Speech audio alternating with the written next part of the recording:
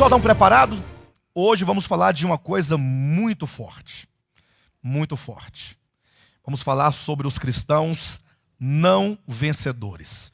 E antes de nós falarmos sobre os cristãos não vencedores, importa que os irmãos saibam que a Escritura, ao falar dos salvos, os divide em dois grupos. Os cristãos são divididos em dois grupos. Nós vemos isso onde, especificamente? Tanto nos evangelhos, sobretudo em Mateus, tanto quanto também aqui em Apocalipse, no capítulos 2 e 3. Lembram lá que nós temos 7 cartas, que são as cartas às igrejas da Ásia Menor, capítulo 2 e 3 de Apocalipse? Carta à igreja em Éfeso, carta à igreja em Esmirna, carta à igreja em Pérgamo, Tiatira, Sardes, Filadélfia e Laodiceia. Todos aqui devem ter, de alguma maneira, ouvido falar sobre essas cartas. Então veja, quem é o remetente dessas cartas? Quem é aquele que fala nessas cartas? Então, quem? João? Quem falou João? Não, não é João. Remetente é aquele que... Quem é o autor daquela carta? Quem é aquele que fala naquelas cartas? João é apenas o escriba. João está escrevendo. Mas no início de cada uma das cartas nós saberemos quem é que fala. Lá é dito, fala aquele que tem... Aí vem sempre uma referência a Jesus Cristo. Jesus Cristo é aquele que fala em cada uma daquelas cartas. Embora no final de cada uma delas sempre vem um refrão que diz, né, quem tem ouvidos ouça o que o Espírito diz às igrejas. Então a carta, ela tem como autor o Senhor Jesus Cristo, as cartas, e é o Espírito Santo então que mediante aquelas cartas, em toda a era da igreja, está a comunicá-la à igreja. Então, a fonte, origem é Jesus Cristo, o escriba é João, o Espírito Santo é aquele que, tomando aquelas cartas, diz aquelas coisas ao longo de toda a história para a igreja em todos os tempos. O Espírito Santo, mediante essas cartas, está a falar para as igrejas. Então, as 7 cartas às 7 igrejas são cartas que falam acerca da igreja de Jesus Cristo ao longo de toda a sua história, desde a primeira igreja do primeiro século, que é a igreja de Éfeso, até a última igreja, que é a igreja da qual fazemos parte, que é a igreja de Laodiceia. Então, Éfeso, a igreja de Jesus Cristo do primeiro século. Esmirna, a igreja de Jesus Cristo do segundo século. Aí vem Pérgamo, a igreja de Cristo do terceiro e quarto século. Aí vem Tiatira, a igreja do quinto século até o século XVI, do século XV. Aí vem Sardes, a igreja do século XVI, igreja da Reforma. E aí vem igreja, e depois de Sardes, Filadélfia, a igreja do século XVII e XVIII. E então, a última igreja, carta à igreja em Laodiceia, a igreja dos últimos dias, século XIX, século XX e século XXI. Então, uma vez que essas cartas são dirigidas à igreja, é preciso que ao lê-las nós consideremos que ela não é um falar de Cristo ao mundo, é a igreja. Então, por exemplo, se chega uma carta na sua casa endereçada a você, certamente você não vai ler aquela carta e aplicar o que está dizendo ao seu vizinho, vai? Tem como? Se é endereçada a você, tudo aquilo que diz naquela carta diz respeito a você. Portanto, você tem que tomá-la para si. Então, se as cartas do Apocalipse foram escritas à igreja, então a igreja tem que tomá-la para si. De modo que, ao longo dessas cartas, em cada uma dessas cartas, Jesus faz um elogio à igreja daquele momento. E não somente faz um elogio, mas logo em seguida, ele demonstra alguma situação em que a igreja está degradada. Ele demonstra alguma apostasia, algum erro, algum desvio. Então imagine só que Jesus Cristo não deixou a sua igreja na terra e a abandonou, mas ele está cuidando da sua igreja. E uma das maneiras como ele faz para cuidar dessas igrejas é falá-la ou falar-lhe, falar a ela exatamente qual é a sua verdadeira condição. Ele diz, olha, a igreja tem esse desvio, a igreja tem este problema, a igreja tem esta apostasia, a igreja tem esta dificuldade. E ao apresentar a dificuldade, então o Senhor convida a sua igreja a uma reação. Ele convida os santos a reagirem positivamente. E ele diz: olha, então eu quero encorajá-los a vencer esta degradação. Quando então a igreja de Jesus Cristo ouve esta mensagem, tem aqueles que ao ouvir atendem, tem aqueles que ao ouvirem não atendem. Não tem? É aquilo que está lá em Mateus capítulo 22, capítulo 24, capítulo 25, quando Jesus fala acerca do servo bom e do servo mau. Quando diz acerca do servo prudente e do servo imprudente. Como diz lá em Mateus 25, acerca das virgens loucas e das virgens prudentes, das virgens sábias. Não tem isso? Então aquelas duas categorias, o sábio e o tolo, quando diz assim, por exemplo, que aquele que ouve as minhas palavras e as pratica, é considerado a um homem que edificou a sua casa sobre a rocha. Ao passo que aquele que ouve as minhas palavras e não a pratica, ou as pratica, é comparado a um homem que edificou a sua casa sobre a areia.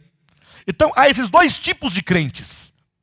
Há aquele crente que ele atende ao chamamento ao discipulado, e tem aquele que não atende. Tem aquele servo que é o servo bom, e servo bom não é que ele é melhor do que os outros, não. É que sendo ele é bom porque ele se apropriou de todas as bênçãos e de todos os recursos que o Senhor concedeu aos santos. Quando a gente lê, por exemplo, em 1 Pedro, ou é 2 Pedro, não sei, ou está na primeira ou na segunda epístola, capítulo 1, Pedro diz que Deus nos concedeu todas as coisas que nos conduzem à vida e à piedade. Ora, se o Senhor já nos deu todas as coisas, então, o que devemos nós fazer? Nos apropriar dessas coisas. Por isso o apóstolo Pedro ele diz: por isso, associe a sua fé, o amor, associe ao amor isso. Ele nos ordena a tomarmos posse daquilo que Cristo nos deu. O servo, portanto, que se apropria de tais bênçãos, de tais recursos, é o servo bom. Agora tem aquele servo que ele vai empurrando a vida com a barriga, ele vai ignorando o falar de Cristo, e ele se sente muito bom, ou se sente muito esperto, ou mais esperto que os demais, e ele não considera que o seu Senhor logo virá. E aqui surge uma pergunta: esse servo mau, ou que seja esse servo negligente, ou que seja esse servo inútil, ou que seja esse servo mau, esse servo negligente, esse servo nécio, esse servo tolo, a pergunta é: ele é salvo ou ele é perdido? Essa é a grande questão. É lógico que aqui, eu perguntando para vocês, todos dizem que é salvo, mas quando isso bate na internet, que vai alcançar pessoas das mais variadas linhas, alguns dirão: não, esse servo aqui, esse servo tolo, esse servo mau, ele é perdido. Por que pensam assim?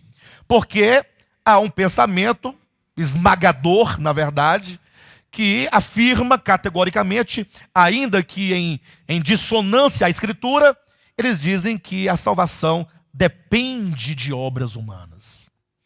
Ora, mas se você ler a Escritura como um todo, logo você verá que a salvação não é algo que é trocado por outra coisa. A salvação não é algo que Deus vende. A salvação não é algo que Deus ele confere a alguém sob condições. Não. Basta você ler alguns poucos versículos ou poucos textos da Escritura e logo você verá. Quando diz: pela graça sois salvos mediante a fé. Isto não vem de vós, é dom de Deus, não por obras, para que ninguém se glorie. Não é isso?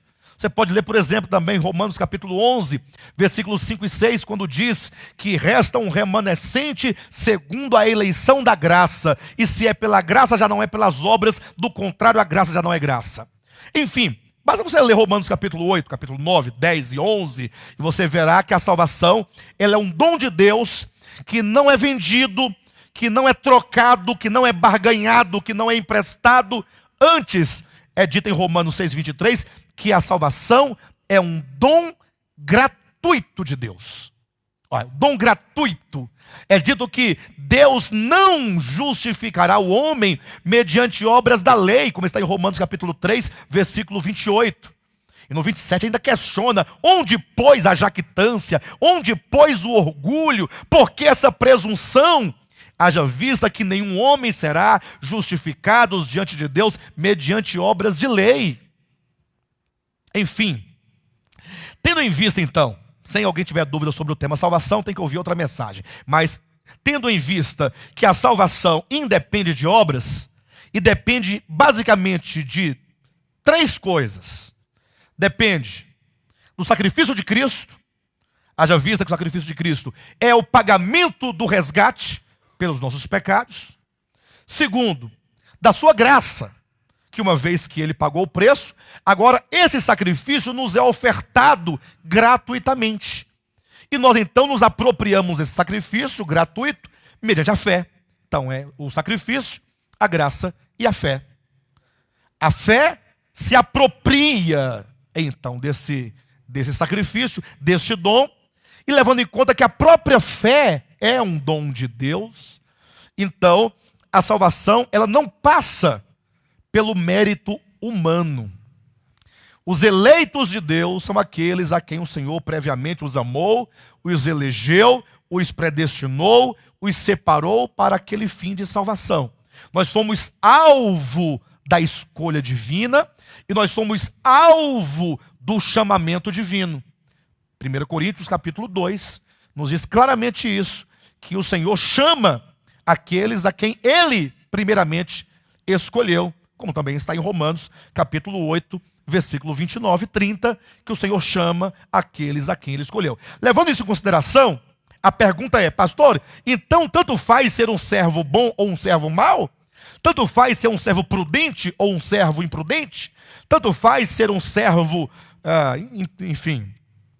E aí onde nós, voltando para as cartas do Apocalipse, o Senhor diz assim: olha, a igreja enfrentará algumas dificuldades, enfrentará desvios, enfrentará apostasias. E aquele, portanto, que vencer esta degradação, aí o Senhor faz uma promessa. Essa promessa que Ele faz é uma promessa de galardão. Ele promete recompensar aquele que vencer. Esta recompensa não pode ser confundida com salvação. Absolutamente.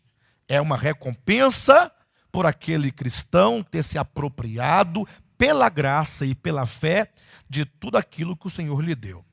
Ao passo que aquele cristão que não se apropriou e, ao contrário, ele foi negligente, ele foi mau, né, e ele não tomou posse das bênçãos e dos recursos divinos, ele é colocado para ele uma certa disciplina. De modo que todo cristão, verdadeiramente cristão, regenerado, todos eles são salvos. A questão é: você receberá de Deus galardão ou disciplina? E isso nós falaremos abundantemente hoje, aqui em vários textos da Escritura, para que possa esclarecer bem essa questão. E aqui em Apocalipse capítulo 20, então, nós temos exatamente esta verdade acerca do galardão para os vencedores e da disciplina para os não vencedores. Então, olhe novamente para Apocalipse capítulo 20, versículos 4 e 5. Tratando-se do reino milenar, é dito no versículo 4 que João viu também tronos e nestes assentaram-se aqueles aos quais foi dada a autoridade de julgar. Ponto final. Então, logo que o reino milenar se abre em visão para João, João contempla algumas cenas que terão lugar durante o reino milenar. Qual é a primeira cena que João verifica? Que é o versículo 1, 2 e 3. Ele viu descer um anjo do céu, prender o dragão, que é o diabo, lançá-lo no abismo e prendê-lo por 1000 anos. Essa é a primeira visão. A segunda, ele vê tronos, versículo 4. Vi também. Quando ele fala também, é porque ele viu a prisão de Satanás e também ele viu tronos. Quantos eram os tronos? Não diz aqui o número. Mas fala daqueles que se assentaram em tronos. E a eles foi dada a autoridade de julgar. Aí nós falamos semana passada claramente que esses tronos e esse julgamento é exatamente aquilo que se refere no capítulo 2 de Apocalipse, versículo 26 e 27, quando diz: ao vencedor que guardar até ao fim as minhas obras, eu lhe darei autoridade sobre as nações, e com cetro de ferro as regerá. Ora, se o vencedor ele vai reger as nações com cetro de ferro, então ele será um co-rei com Cristo durante o milênio. Um co-rei. Não um co-rei, é o co-rei. Ou seja, Cristo é o grande rei durante o reino. E o vencedor reinará com Cristo, juntamente com ele, em tronos. Então a primeira visão, ou melhor, a primeira visão em relação à igreja, ele vê os cristãos vencedores sentados em tronos, e na condição e na posição de julgar. Portanto, eles serão juízes durante o reino milenar.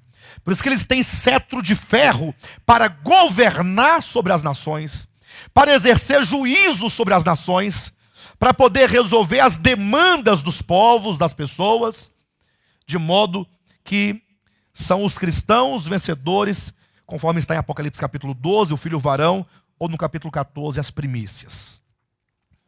Diz ainda no capítulo 4, ou melhor, diz ainda no versículo 4, depois de dada a autoridade de julgar, aí vem, vi ainda. Então ele diz, vi também e vi ainda. Quando ele diz vi ainda, ele vai falar agora acerca de uma terceira visão. Qual foi a primeira visão? A prisão de Satanás. O que ele viu também?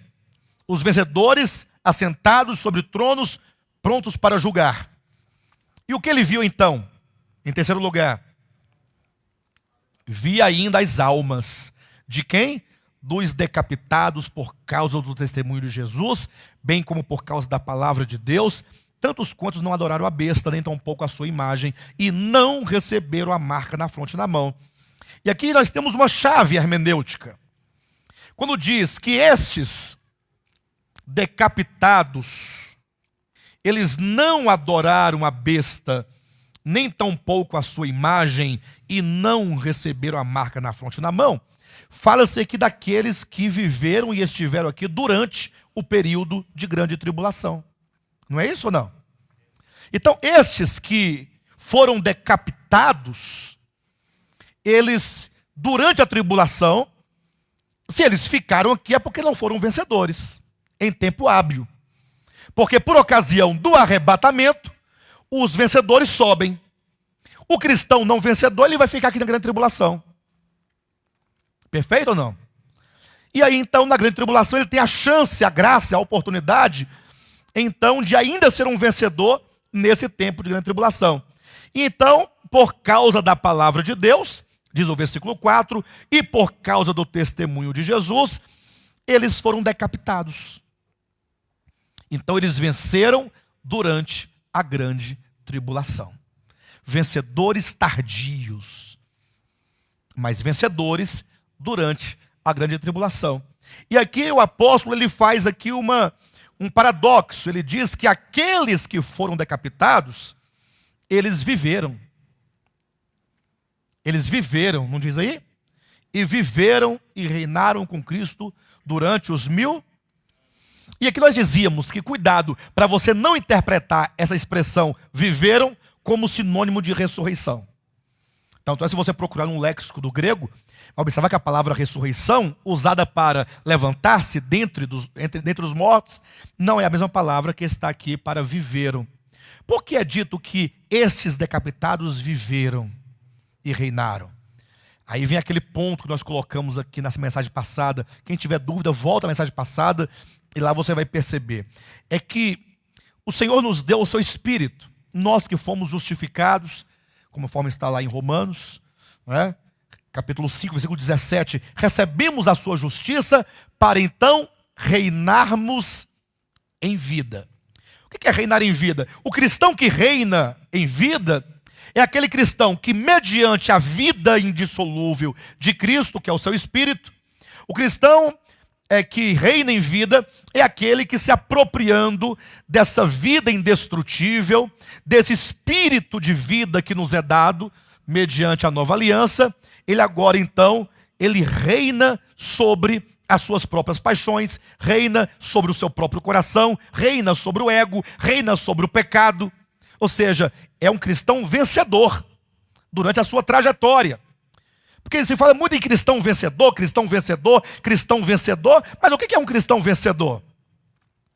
Ora, não é dito que aquele que vencer reinará com Cristo? Aí eu pergunto, quem aqui quer reinar com Cristo? Legal, eu também quero reinar com Cristo.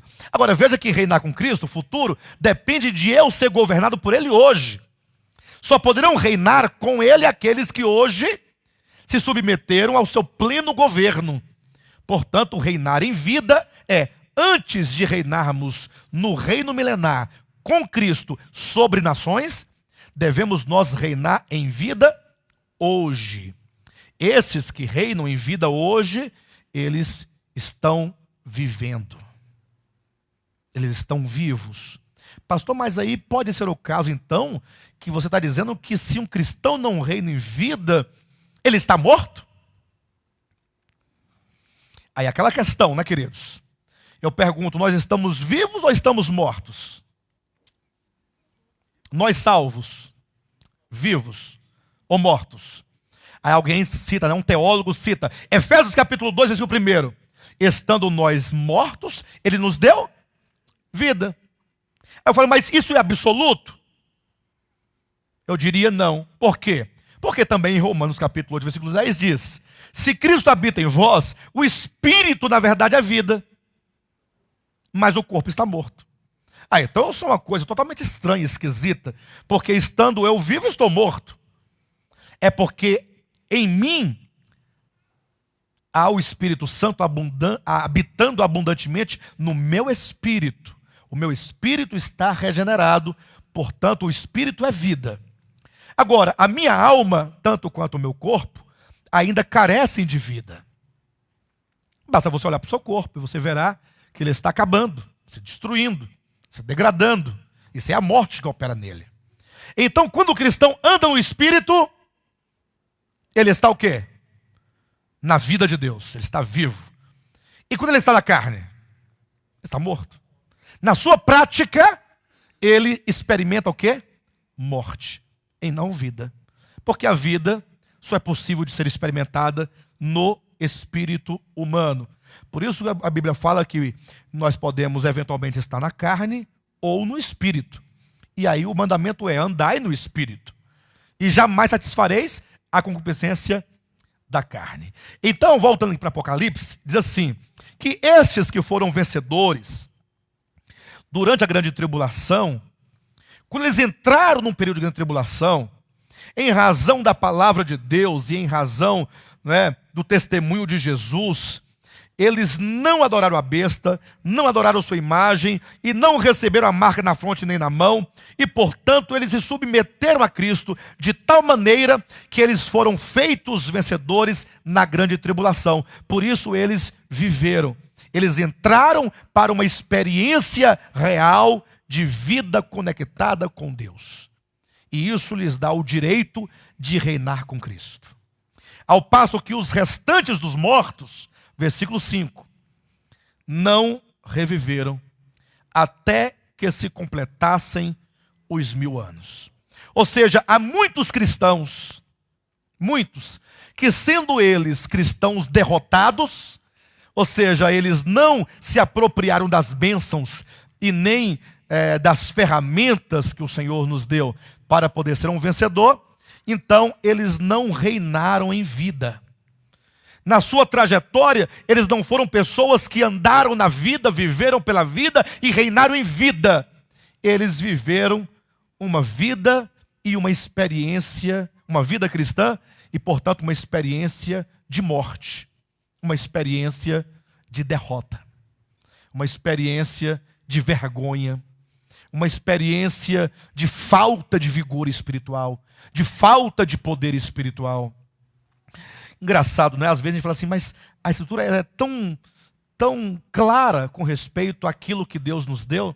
nos deu o seu Espírito, nos deu sua palavra, Ele nos deu todas as coisas que nos conduzem à vida e à piedade. Ele se fez pobre para que nós fôssemos ricos. Não é assim que diz a Escritura? Mas observa que às vezes nós nos sentimos completamente mortos, sem força, sem vigor, sem poder, sem ânimo. Ora, o cristão derrotado é um cristão morto.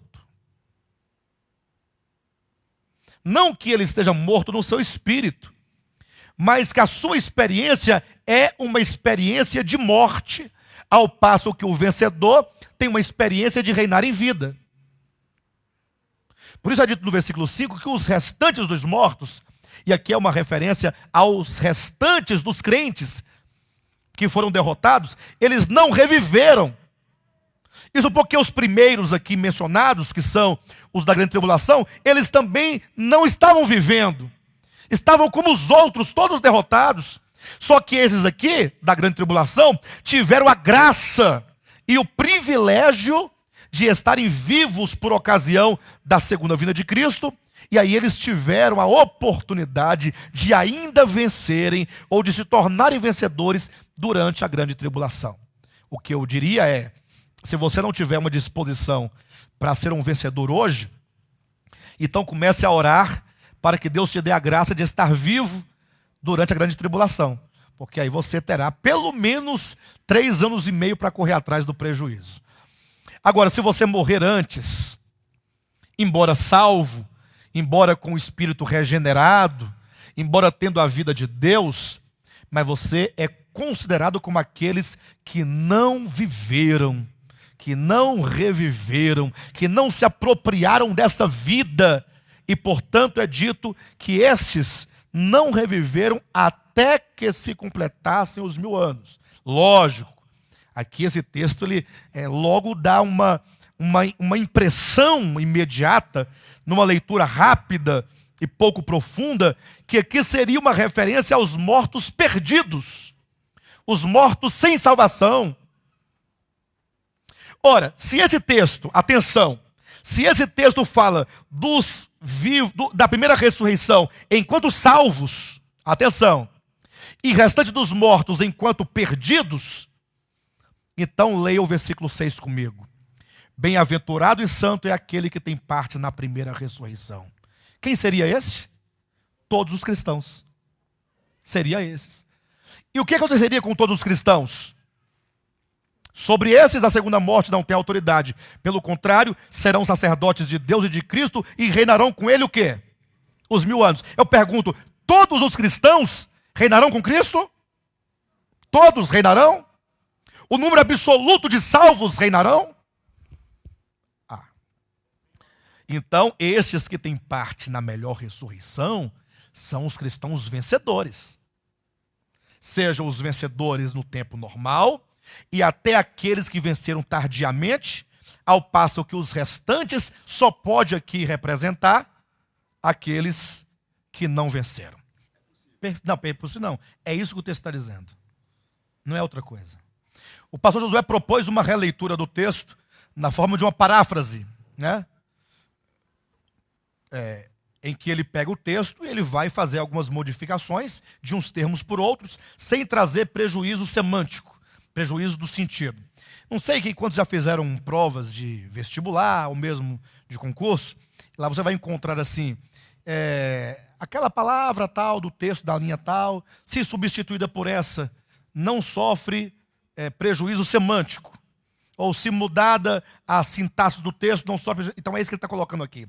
Se ele mudar algumas palavras, substituindo por outras, sofreria prejuízo ao sentido do texto. E aí ele o parafraseou da seguinte maneira, do versículo 4, lá no finalzinho, quando diz assim, e não receberam a marca na fronte e na mão. E aí no lugar de viveram, coloca assim, e venceram. Ele tirou viveram por venceram. E venceram e reinaram com Cristo os 1000 anos. Ele diz, é possível? Não, esse é o sentido de vencer. Mas o importante agora é entender o que aconteceu com essas pessoas aqui. A gente vai chegar nas ações daqui a pouquinho. Tá ok? E então, aí diz, né? os restantes dos mortos não venceram, até que se completasse os 1000 anos. Ou seja, os 1000 anos ainda será um tempo para que eles possam vencer. Receberão disciplina, enfim. Esta é a ressurreição do galardão, este é o galardão, esta é a melhor ressurreição, esta é a primeira ressurreição. Então é exatamente isso. Mas, para tanto, surge aqui 2 questionamentos que eu quero trazer para nós podermos solidificar essa ideia de que esse texto diz exatamente isso que estamos dizendo aqui. A primeira coisa que alguém pode questionar é quando diz assim: pastor, quando diz aqui, bem-aventurado e santo é aquele que tem parte na primeira ressurreição, sobre esses a segunda morte não tem autoridade, a pergunta é possível então que um cristão não vencedor, além de não reinar com Cristo, a segunda morte tem autoridade sobre ele? É a pergunta. E aí seria o golpe fatal, né? Nessa interpretação, como quem dissesse: bem, somente um perdido é que terá a segunda morte, que vai sofrer a segunda morte. Um cristão salvo jamais poderia ter ser tocado pela segunda morte. Perfeito? Então nós vamos ir a um outro texto da Escritura, ou alguns outros textos, para que a própria Escritura nos ajude a entender esta questão aqui, a questão da segunda morte. E aí, entendendo lá, nós retornamos para cá, e aí o texto fica bem claro para todos nós. Perfeito? Rapidamente, abre aí no capítulo 2 de Apocalipse. No versículo 10 diz assim: não temas as coisas que tens de sofrer. Eis que o diabo está para lançar em prisão alguns dentre vós, para ser dispostos à prova, e tereis tribulação de 10 dias. Ser fiel até a morte, e dar-te-ei a coroa da vida. Eu pergunto, o que significa isso? Ser fiel até a morte, e dar-te-ei a coroa da vida. O que quer dizer coroa da vida? Coroa da vida, na opinião dos irmãos, quer dizer um galardão ou quer dizer salvação? Bem, salvação? Não, é na opinião dos irmãos. Queridos, todas as vezes que a Escritura colocar trono e coroa, é uma referência a galardão. Até porque, aqui nas cartas do Apocalipse, nós temos aqui uma promessa de recompensa ao vencedor. Ele diz: olha, se vocês forem fiéis até o fim, isso em face de quê? Em face da morte. Olha o texto, versículo 10. Não temas as coisas que tens de sofrer. Está falando de quê? De um sofrimento. Eis que o diabo está para lançar em prisão alguns dentre vós. Ou seja, haveria uma perseguição contra a igreja, para ser dispostos à prova, e tereis tribulação de 10 dias. Ser fiel até a morte. Ou seja, aquele cristão que diante dessa adversidade, enfrentar a adversidade, e não amando a própria vida, ele chegará a ser um mártir. O que acontecerá com ele? Ele foi fiel até a morte, ele receberá a recompensa de uma coroa, um galardão, chamado coroa da vida. Porque ele foi um mártir, receberá a coroa da vida. Então eu pergunto, quem receberá a coroa da vida? Eu receberia a coroa da vida, Alexandre? Eu? Se eu vencer? Muito bem, esse galardão é um galardão oferecido àqueles que em face da morte tornam-se mártires. Somente aqueles que morreram fisicamente por causa do nome de Cristo é que receberão como recompensa a coroa da vida. Coroa da vida é um galardão próprio, específico para os mártires. Somente um mártir, portanto, poderá receber a coroa da vida.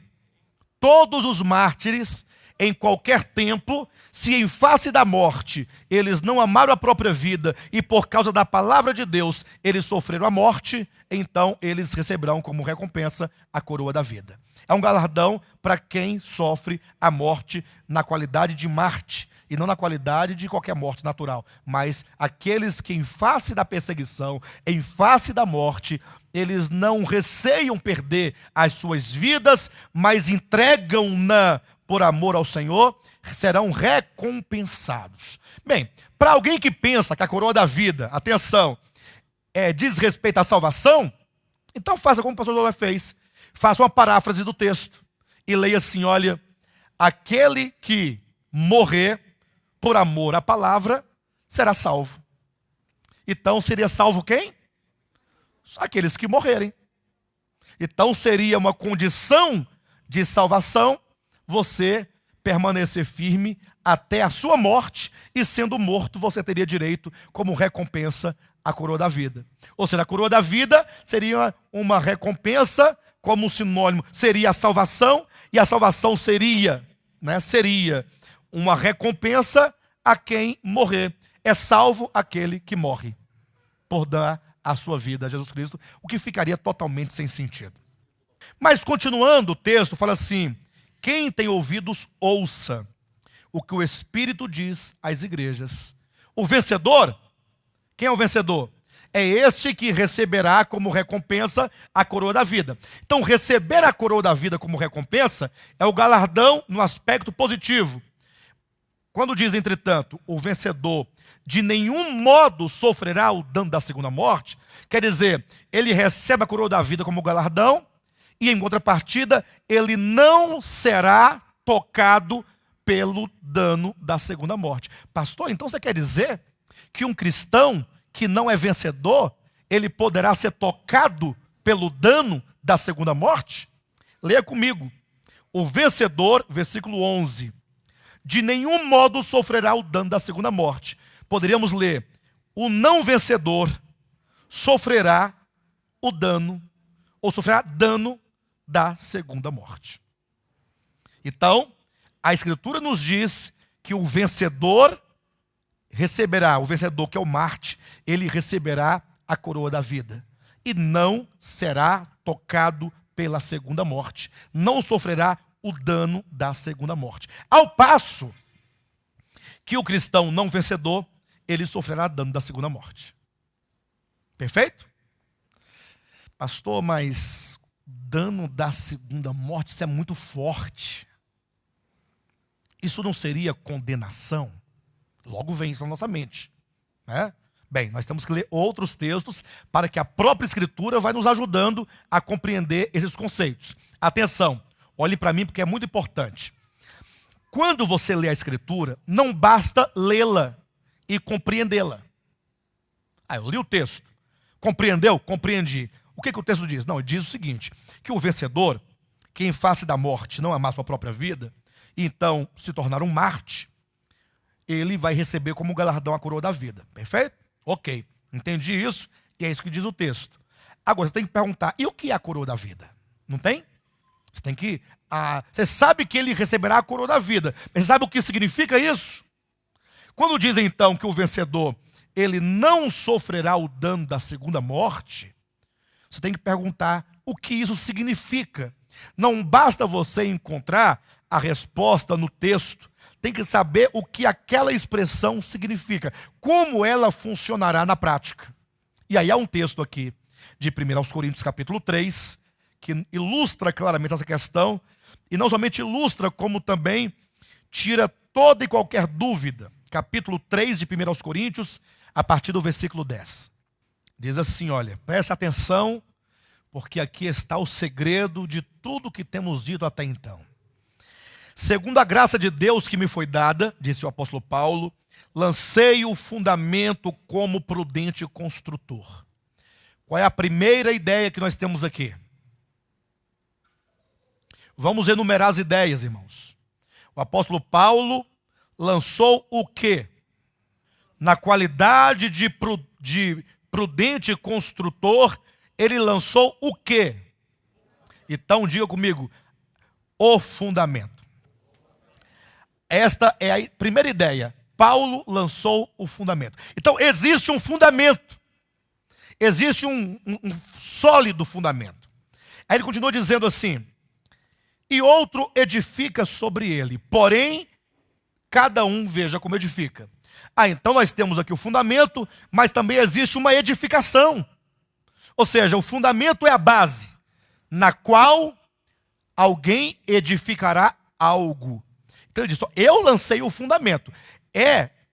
Dos apóstolos esse privilégio e o direito exclusivo de lançar fundamento. Só o apóstolo pode lançar fundamento. O que é lançar fundamento? É estabelecer o que é a verdade divina. Quando Paulo diz, ninguém será justificado por obras de lei, quando ele diz, o justo viverá pela fé, quando ele diz, resta um remanescente segundo a eleição da graça, e se é pela graça não é obra, não é pelas obras, do contrário a graça não é graça, ele está lançando os fundamentos da verdade. Então a verdade da salvação é que ninguém será salvo por obras humanas. Ou seja, o fundamento é o próprio Cristo e o seu sacrifício. Então, quando alguém crer em Cristo, logo ele é colocado sobre o fundamento. Em que você baseia a sua salvação? Qual é o fundamento da sua salvação?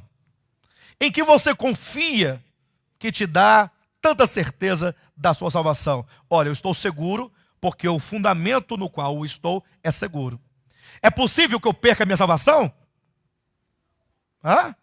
Por que não é? É por causa do fundamento. Perder a salvação é dizer que o fundamento é vulnerável. É dizer que Cristo e o seu sacrifício é vulnerável. Portanto, eu estou seguro no fundamento. Agora, tem um problema. Sobre o fundamento, eu vou edificar. E aí, quando eu falo da edificação, vem logo uma advertência. Agora, cada um, porém, veja como edifica. Ou seja, cuidado.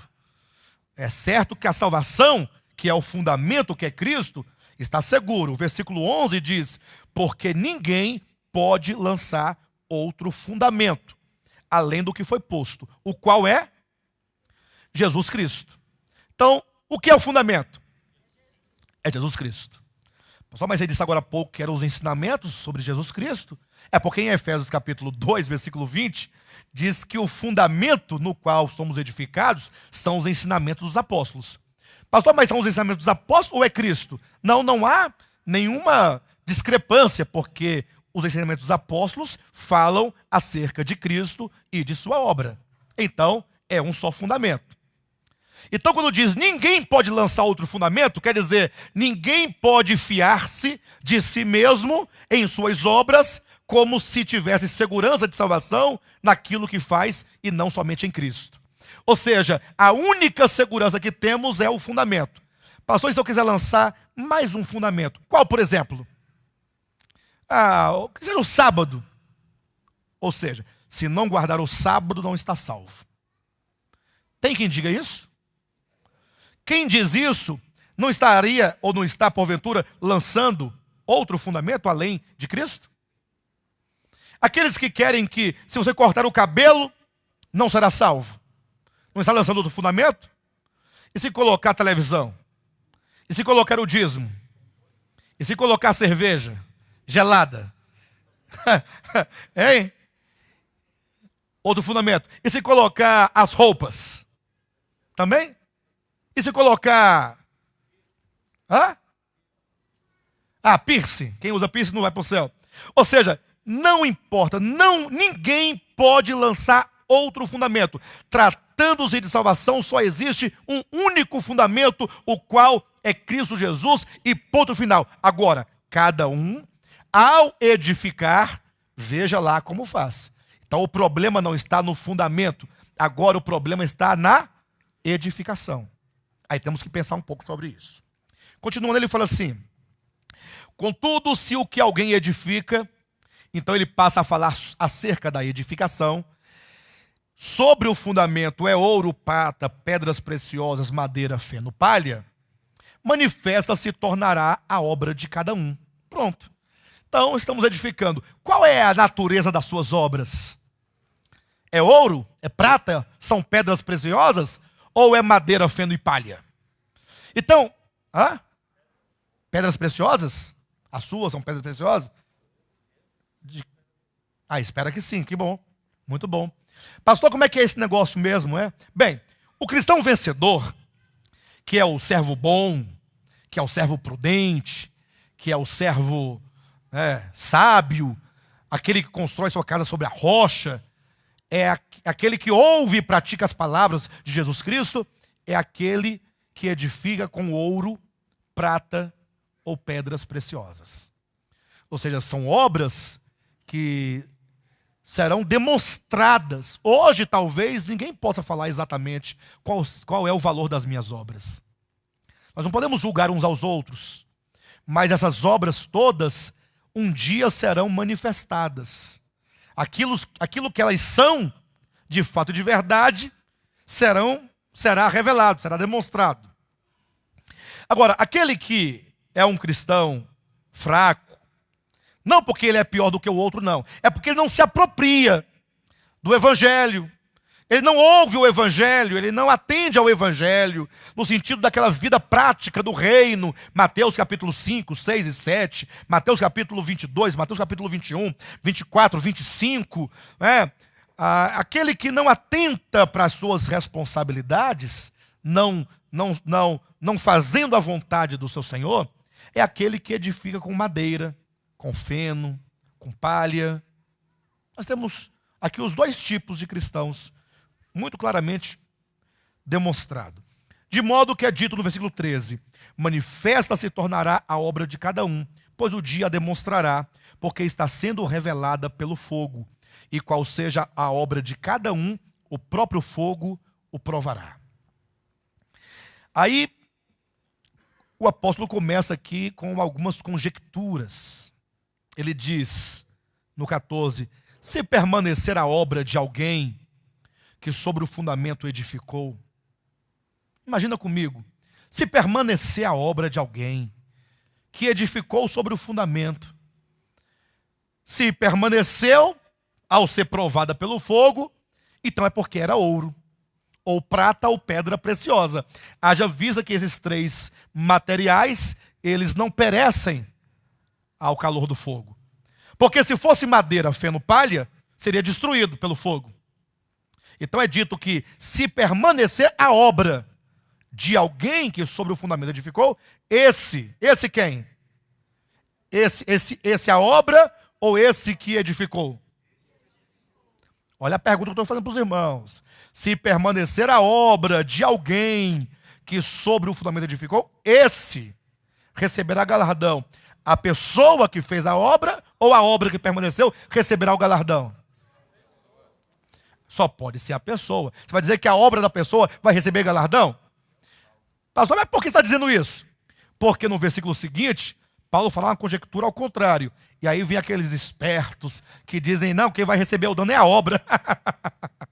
Gente do céu. Então veja, no 14 ele diz, se alguém fez a obra e a sua obra não foi danificada pelo fogo, pelo contrário, foi aprovada, essa pessoa que fez tal obra receberá o quê? Galardão. Receberá, não é salvação, porque salvação não é galardão. Galardão é recompensa, galardão é prêmio, ao passo que salvação é dom gratuito. Claro? Que coisa maravilhosa. Então, se alguém tiver suas obras aprovadas, ele receberá o quê? Galardão. E o que vai acontecer com aquele cuja obra não foi aprovada? Versículo 15. Se a obra de alguém se queimar, meu Deus, a obra se queimou, sofrerá ele dano. E aqui quando diz sofrerá ele dano, é para que você não pense que a obra sofreu dano ao ser queimada. Não é a obra que sofre dano. Se a obra de alguém se queimar, o dono desta obra queimada sofrerá dano. Então, coloque na sua cabecinha, no seu coração, que se as suas obras forem reprovadas, você sofrerá dano. E aí o texto ainda continua dizendo, mas esse mesmo quem? Esse que sofreu dano, mas esse mesmo será salvo. Ele sofre dano, porém salvo. Sendo salvo, sofrerá dano. Ou seja, mesmo sendo salvo, não está isento de sofrer dano. E aí ele diz, todavia, ou seja, embora salvo, não pense você que ele chegará do outro lado sem sofrimento. Sofrerá ele dano, todavia, como que através do fogo. E aqui nós temos uma linguagem, figurada. Não temos uma linguagem figurada? Como é que ser salvo através do fogo? Os irmãos sabem o que é através? Interessante que essa expressão através é uma expressão muito mal utilizada por todos nós. A pessoa vai escrever uma carta, aí ele fala assim, olha, venho através desta. Através desta? Olha, você poderá assistir o programa de Volta à Palavra através da televisão? Através significa literalmente atravessar de um lado para o outro. Então, quando diz através do fogo, imagine que há um incêndio num determinado lugar, e a pessoa, então, para se livrar da morte, tem que passar para o outro lado. O fogo começou da porta para cá, e ele está crescendo, e eu vou morrer queimado.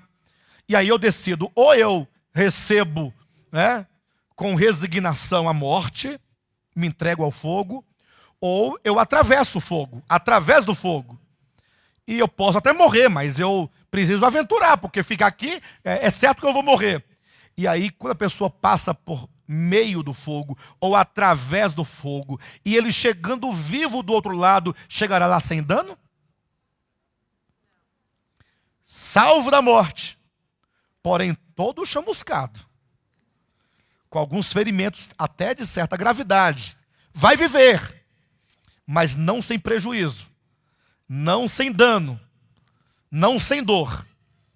E aqui então o apóstolo Paulo está dizendo que muitos salvos, versículo 15, salvo, verdadeiramente salvo, não perderá a salvação, mas porque suas obras não foram aprovadas, essa pessoa não somente sofrerá dano, como sofrerá prejuízos, como também será tocado pelo fogo.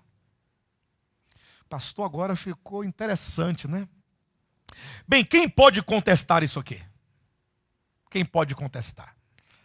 Então, as coisas começam a clarear um pouquinho, que aquele que não vencer a segunda morte, poderá tocá-lo, terá autoridade sobre ele para tocá-lo, não com a segunda morte de fato e de verdade consumada, mas como diz lá no capítulo 2, versículo 11 de Apocalipse, ele será tocado pelo dano da segunda morte.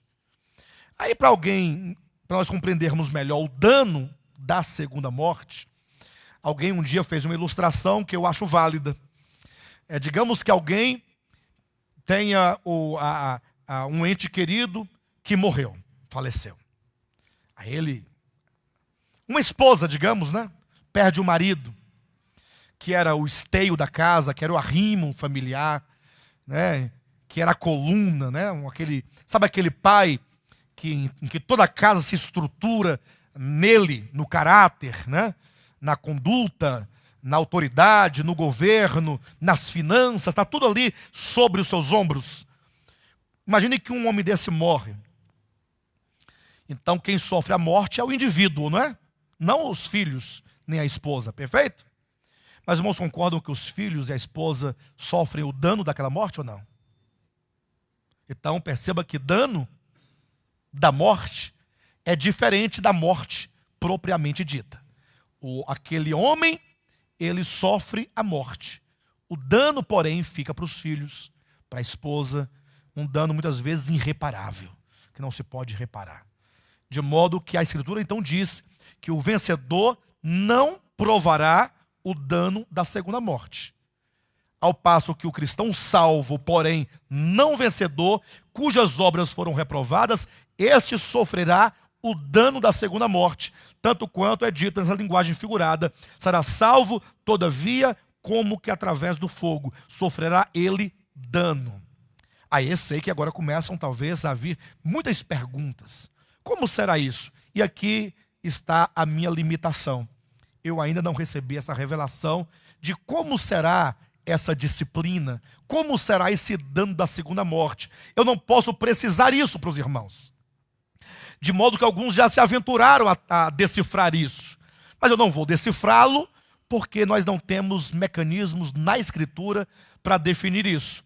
De uma coisa eu tenho certeza: Jesus, ou que seja a Escritura, usou de várias figuras para ilustrar essa questão dessa disciplina, desse dano, desse prejuízo, desse ser tocado pelo fogo, né? Alguns preferiram tomar esse exemplo no sentido literal da coisa, como nós temos o irmão Watmani, que escreveu um livro chamado O Dano da Segunda Morte, e ele preferiu usar a expressão no sentido literal. Ele diz que crentes salvos, embora salvos, vão ser tocados pelo fogo durante o milênio, por causa dessa palavra aqui de 1 Coríntios capítulo 2, 3, versículo 15. Eu não seria tão ousado como ele foi, porque eu entendo que esse dano, ou este fogo aqui do capítulo 3, versículo 15, ou o dano da segunda morte do capítulo 2, ou que seja tantas outras figuras, eu entendo tudo como sendo apenas figuras de linguagem para falar de um dano, de um prejuízo, de uma dor, de uma perda e de uma disciplina. Eu não sei exatamente como será. Por exemplo, Mateus capítulo 5, quando Jesus Cristo vai falando acerca do matar, né? Ele diz, olha, lembram que foi dito aos antigos, não matarás, e aquele que matar, né, estará sujeito e tal. Aí ele diz, eu porém vos digo, não apenas o matar, a morte ali, com uma arma, literalmente falando, mas aquele que se irá contra seu irmão, ou aquele que proferir insulto contra seu irmão, ou aquele que desprezar o seu irmão, chamando-o raca, ou seja, considerá-lo louco, essa pessoa que assim fez, ele deve se reconciliar urgentemente com o adversário. Ele fala assim, olha, vai ter com o teu adversário, resolva o teu problema. Porque matar não é somente aquele que vai lá e dá um tiro e o indivíduo morreu, mas aquele que tem problemas de relacionamento, eles também já estão matando. Aquele que está irado contra seu irmão já está matando.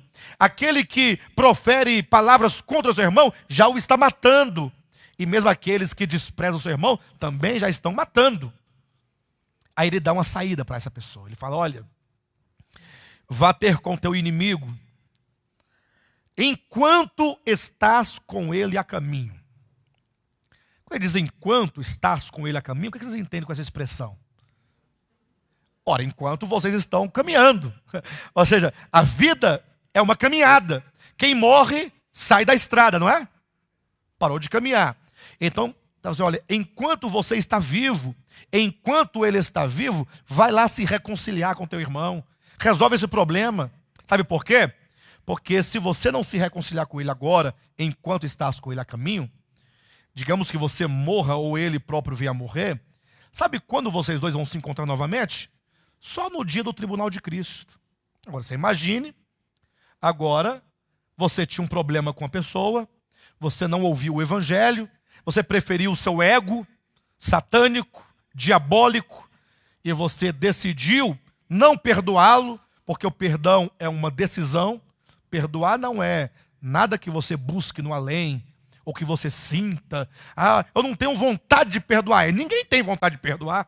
Ele tem vontade de matar, destruir, arrancar o pescoço, pagar com a mesma moeda, olho por olho, dente por dente. Perdoar é uma decisão. É quando você decide o quê? Como é que eu posso decidir a perdoar o outro? Ora, quando você decide abrir mão de você mesmo. Porque todo problema no coração contra as pessoas é porque você se valoriza a tal ponto que você não se permite ser machucado, humilhado, ferido. E aí você então não pode perdoar a pessoa pela grandeza do seu ego. Quando você abre mão do seu ego, que você se humilha, aí você facilmente perdoa. É uma decisão. Então imagine só que a pessoa morre, ou você morre. E agora? É por isso que tem gente desesperado nos enterros da vida por aí. Gente, filho que grita, eu vou morrer também, vou me jogar. Sabe por quê? Aquilo é consciência pesada.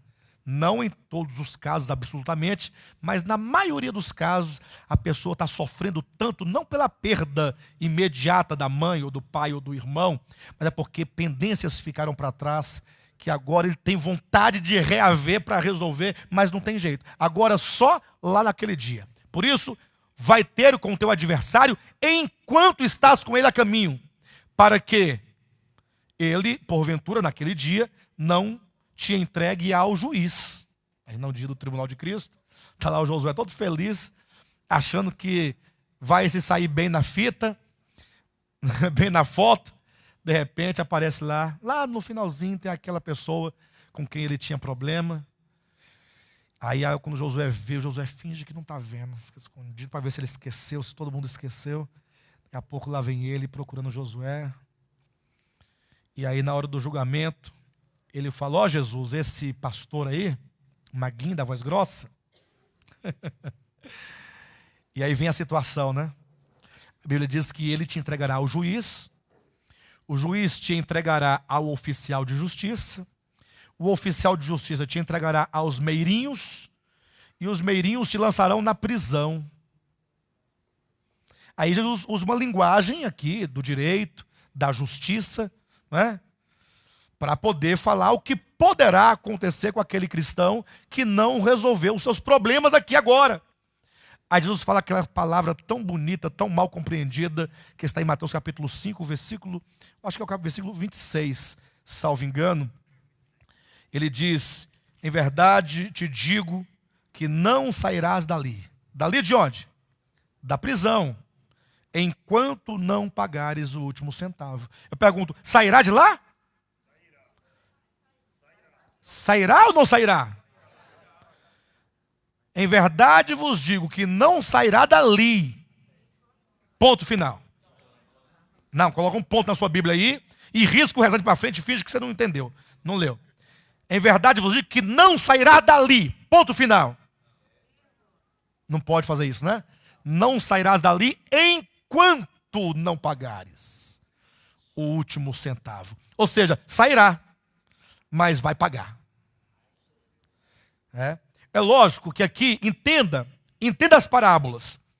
Tem pessoas que pegam a parábola e querem aplicá-la na sua mais absoluta verdade de todas as suas palavras, na sua integralidade. A parábola, na verdade, você entende algo e você então faz uma analogia àquilo que aquilo quer representar.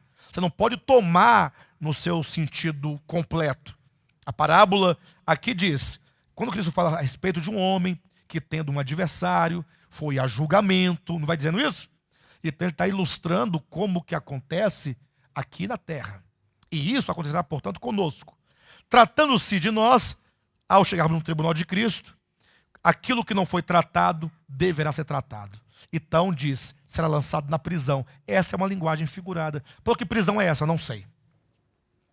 Aqui é apenas para você entender que você terá prejuízos e terá que enfrentar os seus problemas durante o reino milenar. Não pense você que a pessoa morreu, aí como diz os evangélicos, né? Não, fulano foi para a glória. Ah, glorioso com Jesus. Não. O indivíduo morreu, vai para o Hades, a aguardar o julgamento. Ao ser julgado, ou receberá galardão, ou será disciplinado durante esse tempo. No caso, lá de Mateus 5, será lançado na prisão, uma linguagem metafórica, para os irmãos entenderem que há uma punição, que há uma disciplina. Em outro momento ele disse, lançai-o fora, vírgula, nas trevas, vírgula, ali haverá choro e ranger de dente. Então, lançai-o fora, vírgula, nas trevas, e aí na versão corrigida diz, lançai-o nas trevas exteriores.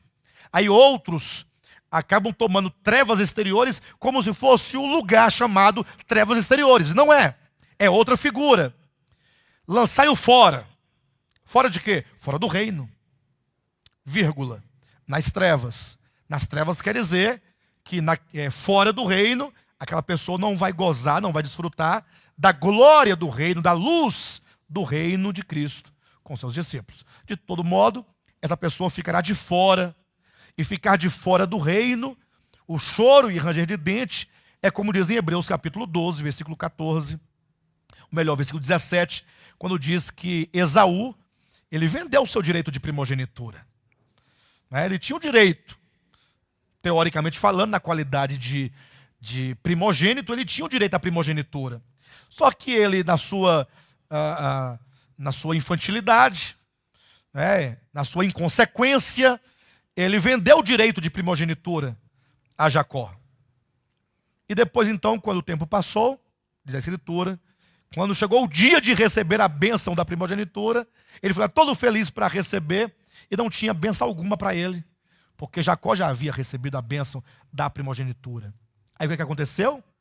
Diz a Bíblia que ele, chorando, com lágrimas nos olhos, procurou lugar de arrependimento e não encontrou. O que quer dizer isso? O que significa procurar lugar de arrependimento e não encontrar? Hoje, se você quiser se arrepender, você encontrará lugar de arrependimento. Porque hoje é possível você fazer as devidas correções. Como diz Machado de Assis, a vida é uma constante reedição. A vida é como se fosse um livro. Você pode reeditá-lo e fazer as erratas que você precisar fazer, as correções que você precisar fazer. Mas depois da morte não tem como você fazer errata alguma, não tem como fazer correção alguma, não tem reedição da sua vida depois da morte.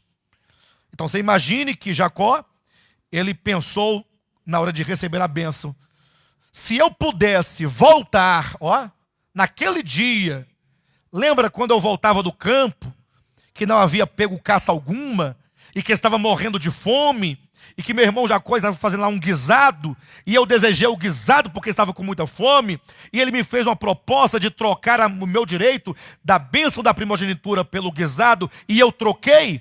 Se eu pudesse voltar naquele dia e negar, eu não venderia, e agora teria a bênção, só que é impossível voltar. Não é impossível voltar? Então, depois da morte, não tem como você fazer correções. Então, hoje, nós podemos fazer as devidas correções. E é bom nesse ministério porque você reflete, você pensa, você considera. Ao contrário, por aí de duas uma. Ou você está condenado, ou você está santo demais. Ou você está perfeito, não tem nada para resolver, ou está no mundo, porque não tem meio termo. Ou você está entre aqueles que estão prontos para ser arrebatados, ou então, se você errar, eles te excluem, ou você próprio se auto-exclui da comunhão e ponto final. Aqui não. Nós entendemos que a salvação é gratuita, é pela fé, e somos gratos a Deus por isso, e podemos refletir a cada momento a nossa vida, para que possamos, então, fazer as correções possíveis e que forem precisas. Você pode pensar. Por isso que é dito, então, que nós podemos hoje, então, reconsiderar tudo isso e poder, então, eventualmente nos arrepender. Você pode voltar, você pode pedir perdão, você pode restituir, você pode abandonar algo, você pode fazer muitas coisas que te fará certamente um vencedor. Tudo isso pelo poder do Evangelho e do Espírito Santo. Voltando, portanto, rapidamente aqui para Apocalipse capítulo 20, então nós temos aqui, versículo 6, bem-aventurado e santo é aquele que tem parte na melhor ressurreição. Sobre esses da segunda morte não tem autoridade. Ou seja, sobre esses não sofrerão o dano da segunda morte, conforme Apocalipse capítulo 2, 11. Estes, eles serão salvos e receberão galardão. Eles não sofrerão dano nem prejuízo e nem serão salvos como que através do fogo. Pelo contrário, serão sacerdotes de Deus e de Cristo e reinarão com ele os 1000 anos. Ponto final. Glória a Deus.